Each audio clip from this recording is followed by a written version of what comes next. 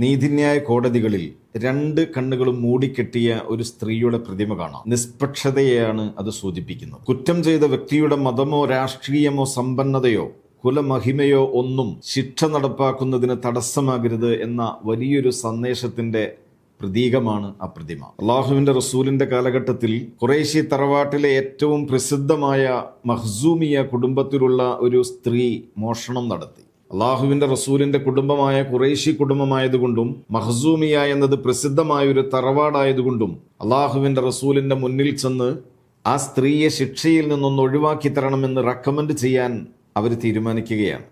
അതിനായി ഹിബ്ബുർ റസൂൽ അഥവാ റസൂലുള്ളാഹിയുടെ ബെസ്റ്റ് ഫ്രണ്ട് എന്നറിയപ്പെടുന്ന ഉസാമത്ത് ബിൻ സെയ്ദ് റളിയല്ലാഹു തആല അൻഹുവിനെ ചുമതലപ്പെടുത്തി.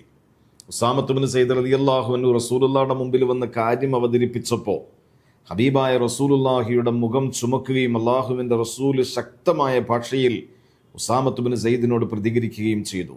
കഴിഞ്ഞുപോയ കാലഘട്ടങ്ങളിലുള്ള സമൂഹങ്ങളെ അള്ളാഹു ഭൂമിയിൽ നിന്ന് നശിപ്പിച്ചു കളയാനുള്ള കാരണം അവരിൽ സമ്പന്നരും കുലമഹിമയുള്ള ആളുകളും തെറ്റ് ചെയ്താൽ ശിക്ഷിക്കാതിരിക്കുകയും സാധുക്കളായ ആളുകളാണെങ്കിൽ അതിൻ്റെ ശിക്ഷ നടപ്പാക്കുകയും ചെയ്തതാണ്. അതുകൊണ്ട് തന്നെ വഅയ്മുല്ലാഹി ലൗ അന്ന ഫാത്തിമത ബിൻതു മുഹമ്മദ് സരിഖത് ലഖതഅതു യദഹ, അല്ലാഹുവാണ് സത്യം, മുഹമ്മദിന്റെ മകൾ ഫാത്തിമയാണ് മോഷണം നടത്തിയതെങ്കിൽ അവളുടെ കൈ ഞാൻ വെട്ടിമാറ്റുമെന്ന നീതിയുടെ വാചകം അള്ളാഹുവിൻ്റെ റസൂല് ലോകത്തിനോട് പഠിപ്പിക്കുന്നത്.